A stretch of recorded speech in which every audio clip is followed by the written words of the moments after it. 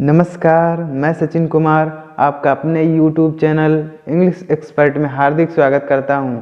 तो प्यारे दोस्तों, आज हम इंग्लिश का एक स्टोरी लेके आए हैं। उसको पढ़ के इंग्लिश को समझने और सीखने का प्रयास करेंगे और इस स्टोरी में बहुत सारे डिफ़िकल्ट वर्ड की मीनिंग को भी जानेंगे और कौन सा टेंस कहाँ पे यूज किया गया है उसको भी जानेंगे। तो चलिए स्टोरी को शुरू करते हैं। स्टोरी का टाइटल है the meaning of truth wealth, यानी द मीनिंग यानी earth of truth true wealth है। ट्रू मीन्स होता है सही, वेल्थ मीन्स धन, मतलब सही धन का क्या अर्थ है, यानी सही धन का अर्थ है। ट्रू वेल्थ यानी सही सच्चा धन या सही धन का, मीनिंग मीन्स अर्थ, सही धन का अर्थ है। There was a girl whose family was very wealthy. There was a girl, there यहाँ सब्जेक्ट के रूप में प्रयोग किया गया है, इसका अर्थ नहीं होगा। वाज मीन्स थी, एक गर्ल यानी एक लड़की, हुज फैमिली यानी जिसकी फैमिली, हुज फैमिली यानी जिसकी फैमिली, वाज मीन्स थी, वेरी वेल्दी यानी बहुत धनी थी। एक लड़की थी जिसका परिवार बहुत धनी था, यानी जिसका फैमिली यानी परिवार बहुत धनी था। One day her father took her on a trip to country. One day एक दिन, हर फादर यानी उसके पिता ने, टेक मिस ले गए, हर मिस उसको यानी उस लड़की को, एक दिन उसके पिता ने यानी उस लड़की के पिता ने उसको ले गए ऑन ए ट्रिप यानी एक यात्रा पर।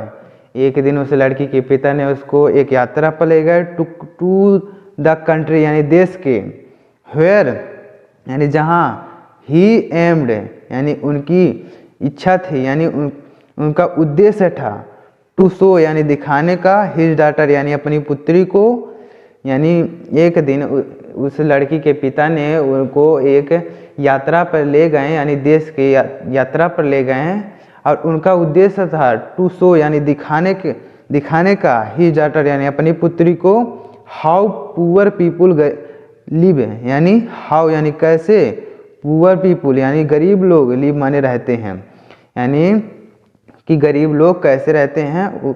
उसके पिता ने उसको दिखाने के लिए ले गए, कंट्री की यात्रा कराने के लिए ले गए कि मतलब गरीब लोग कैसे रहते हैं। So they arrived at a farm of very poor family.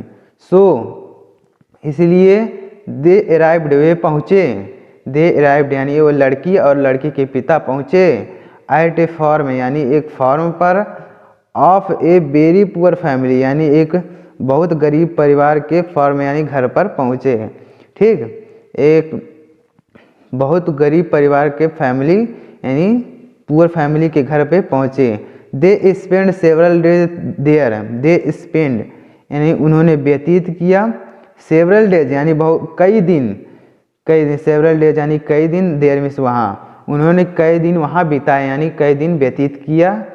On their return यानी उनके लौटने पर, उनके वापस लौटने पर, ऑन देयर मीन्स उनके, रिटर्न मीन्स वापस लौटने पर, उनके वापस लौटने पर, the father asked his daughter, the father यानी पिता ने, आस्क्ड मीन्स पूछा, हिज डॉटर यानी अपनी पुत्री से, पिता ने अपनी पुत्री से पूछा, if she liked the trip यानी क्या, सी लाइक्ड उसको पसंद आई, द ट्रिप यानी यात्रा, क्या उसको यात्रा पसंद आई, उस पिता ने उस लड़की से पूछा। Oh it was great, oh it was great यानी यह अच्छा था, यानी यह अच्छा था, डैड यानी पिता, यानी यह अच्छा था पिता यानी बढ़िया था। द गर्ल रिप्लाइड यानी लड़की ने उत्तर दिया कि अच्छा था, अच्छा था पिताजी, अच्छा था, मतलब यह यात्रा अच्छी रही। Did you notice how poor people live, did you notice, did you notice में ध्यान, नोटिस में ध्यान दिया, क्या तुमने ध्यान दिया, हाउ यानी कैसे, पुअर पीपुल लिव यानी गरीब लोग कैसे रहते हैं, क्या तुमने ध्यान दिया कि गरीब लोग कैसे रहते हैं। द फादर आस्क्ड यानी पिता ने पूछा कि क्या तुमने ध्यान दिया कि गरीब लोग कैसे रहते हैं। ये आई डिड यानी ये आई डिड मैंने ध्यान दिया यानी मैंने देखा कि गरीब लोग कैसे रहते हैं। लड़की कह रही है कि सेड द गर्ल यानी लड़की ने कहा कि मैंने ध्यान दिया कि गरीब लोग कैसे रहते हैं। The father asked his daughter to tell in more detail about her impression from their trip. The father यानी पिता ने आस्क्ड में पूछा हिज डॉटर यानी अपनी पुत्री से टू टेल यानी बताने के लिए इन मोर डिटेल यानी बहुत विस्तार में अबाउट हर इम्प्रेशन यानी उसके ऊपर क्या प्रभाव पड़ा, यानी उस लड़की के ऊपर क्या प्रभाव पड़ा उस गरीब लोगों को देखकर, उसको मतलब विस्तार में बताने के लिए कहा, डिटेल में। फ्रॉम देयर ट्रिप यानी उसकी यात्रा का मतलब उसकी यात्रा में उस लड़की के ऊपर क्या प्रभाव पड़ा उसके पिता ने उसको बताने के लिए कहा, डिटेल में यानी विस्तार में। वेल यानी तब लड़की कह रही है ठीक है। We have only one dog and they have 4 of them. We have only one dog यानी केवल हमारे पास केवल एक कुत्ता है। हैव मीन्स पास, ओनली वन डॉग यानी कुत्ता, केवल हमारे पास एक कुत्ता है। एंड दे हैव यानी उनके पास है 4 ऑफ देम यानी उनके पास है मतलब 4 कुत्ते हैं, यानी मेरे पास केवल एक कुत्ते हैं यानी उनके पास 4 कुत्ते हैं, यानी 4 भी हैं और 4 से भी ज़्यादा भी हैं। इन आवर गार्डन यानी हमारे बगीचे में देयर इज ए पूल यानी हमारे बगीचे में देयर इज ए पूल यानी एक पुल है, यानी हमारे बगीचे में एक पुल है। व्हाइल यानी जबकि दे हैव ए रिवर यानी उनके पास एक नदी है। हमारे पास यानी हमारे गार्डन में एक पूल है छोटा सा, लेकिन उनके पास क्या है, नदी है। दैट यानी कि हैज़ नो एंड जिसका कोई अंत नहीं है, यानी उनके पास एक नदी है जिसका कोई अंत नहीं है, लेकिन हमारे पास एक छोटा सा पुल है। We have replied in delight. We have replied यानी उस लड़की ने उत्तर दिया, इन डिलाइट यानी खुशीपूर्वक। उस लड़की ने खुशीपूर्वक उत्तर दिया कि मतलब उनके पास एक बड़ी नदी है जिसका कोई अंत नहीं है, लेकिन हमारे पास केवल छोटा सा पुल है। It as their friend protect them और उनके मित्र उनकी रक्षा करते हैं, यानी उनके मित्र भी उनकी रक्षा करते हैं। प्रोटेक्ट माने रक्षा करते, देम माने उनकी, और उनके मित्र उनकी रक्षा करते हैं। द फादर यानी पिता वाज स्टन्ड यानी स्तब्ध रह गए यानी चकित रह गए, आश्चर्यचकित रह गए।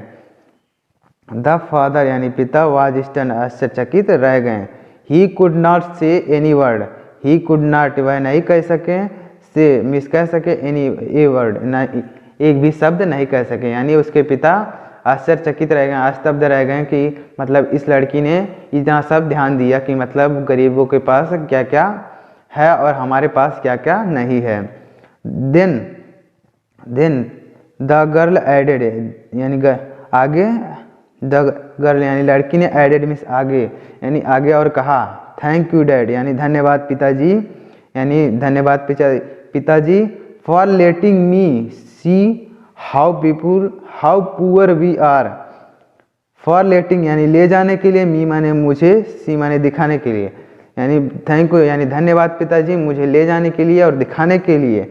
How poor we are, how poor यानी कितने गरीब हैं, वी आर यानी हम कितने गरीब हैं, यानी हमारे पास एक छोटा सा पुल है और उनके पास बहुत बड़ा नदी है, और मतलब उनके मित्र भी उनकी रक्षा करते हैं, तो मतलब गरीब हम ही हैं।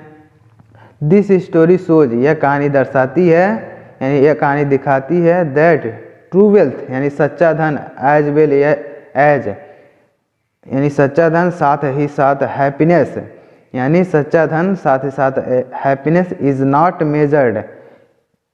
मेजर्ड यानी नहीं मापा जा सकता, यानी हैप्पीनेस यानी खुशी को नहीं मापा जा सकता बाय द मटेरियल थिंग यानी धातुई चीज़ों से इस खुशी को नहीं मापा जा सकता।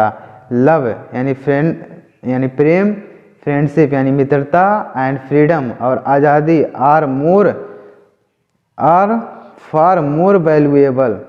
आर माने हैं फार मोर वैल्यूएबल यानी बहुत महत्वपूर्ण हैं, यानी प्रेम, मित्रता और आज़ादी आर फार यानी बहुत दूर है, फार मोर वैल्यूएबल यानी बहुत कीमती हैं। तो उम्मीद करता हूँ कि स्टोरी आपको पसंद आई होगी। अगर स्टोरी पसंद आई हो तो लाइक कर दीजिएगा और चैनल पर नए हो तो सब्सक्राइब कर दीजिएगा। मिलते हैं नेक्स्ट वीडियो में, तब तक के लिए जय हिंद, वंदे मातरम।